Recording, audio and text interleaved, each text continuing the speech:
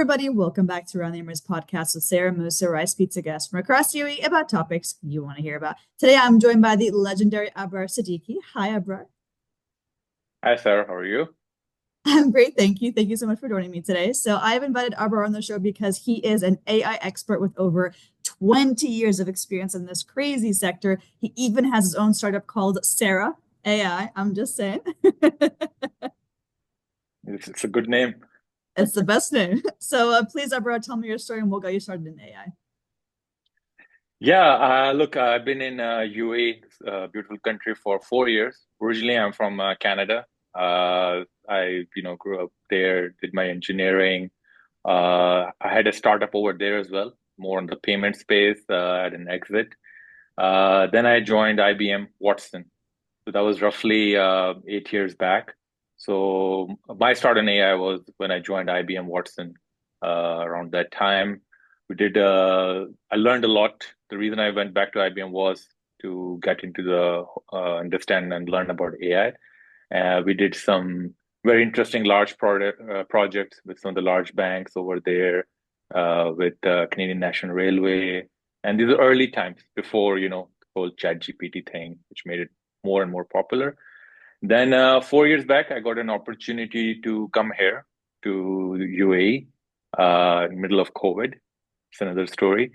And to actually come and build a technology team for an AI cybersecurity company by the name Callsign. I came here, built that, got it in a good position, and we did continue to do projects and all.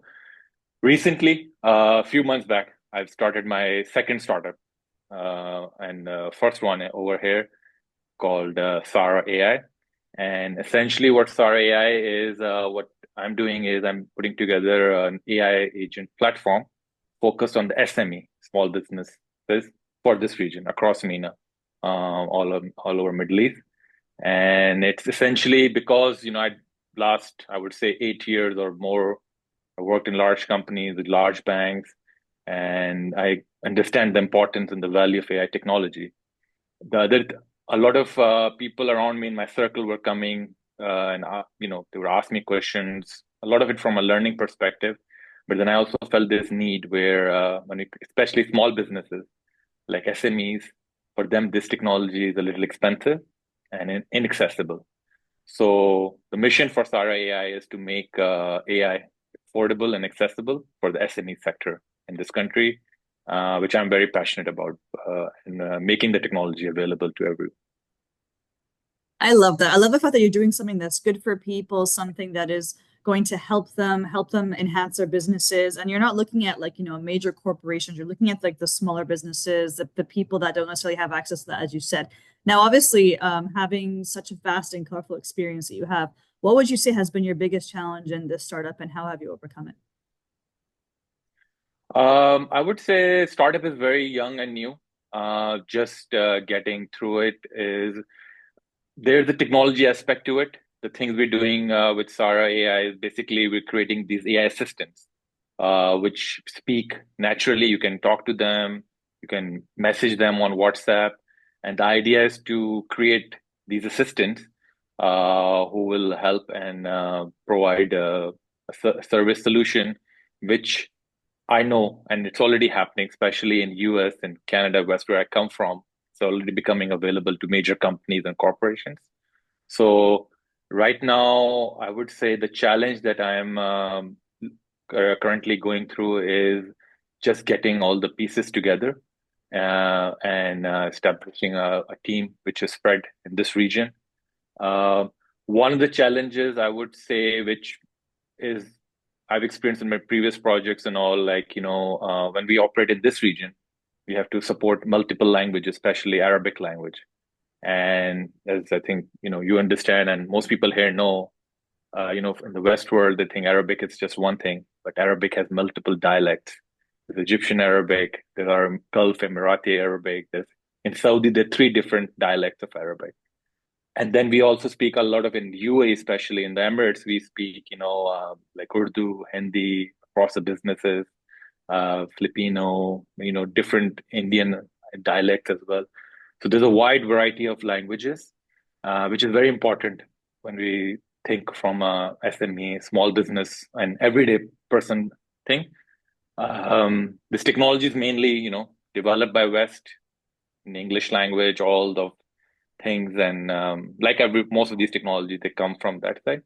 So one of the challenges is making it available in those languages. So there's been good development happening, and one of the reasons I stepped into because the pace of change is quite rapid and very quickly things are becoming available.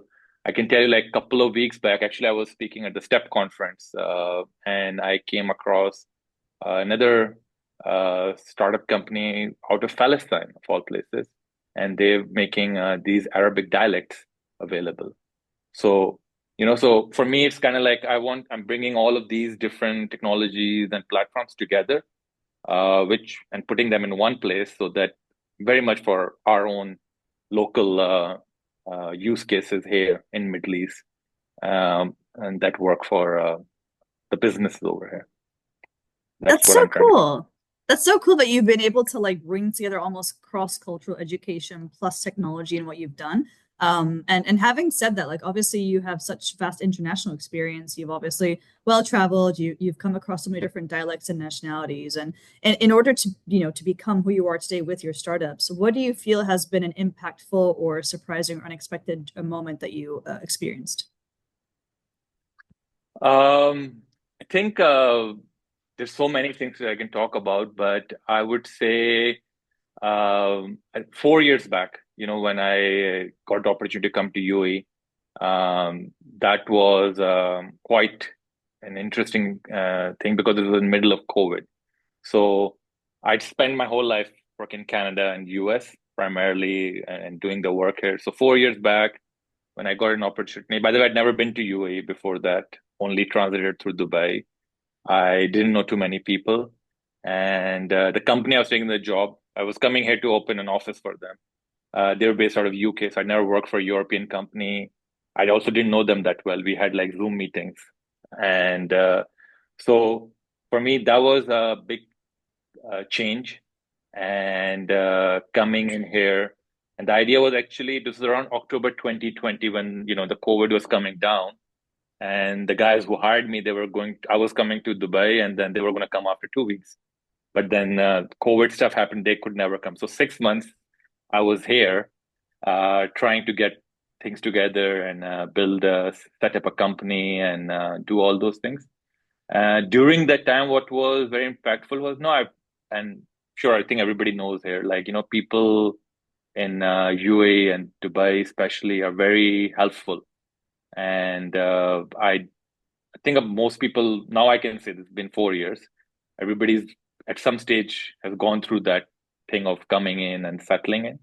So I found that very interesting that as I was going through this, yeah, people I found and developed good relationships in that journey, and getting things going. So that was quite impactful for me, and especially at the starting of my journey in UAE over here, and how a lot of people who were, more or less strangers were very helpful in getting things set up for us. That's beautiful. I love how it was the meeting the different people and settling into the country. I love how that for you was so impactful and it was something that was very like left a really strong mark on you. And if I may, I have just two more questions for you. So my next question for Hmm. you is all about what makes you love AI so much? Why are you so passionate about AI? Look, I would say this is like one of the biggest changes that we're going through since the Revolution. Um, Everything that we know we touch is about to change. It's already happening in many of the places, the West, but the way we work, the way we interact with technology, with our everyday life things and people, it's about to change. And it is a very transformative change from a technology perspective. But one of those changes, which is so my belief in this is that with the AI, a lot of our repetitive work is going to become automated, be easier to do.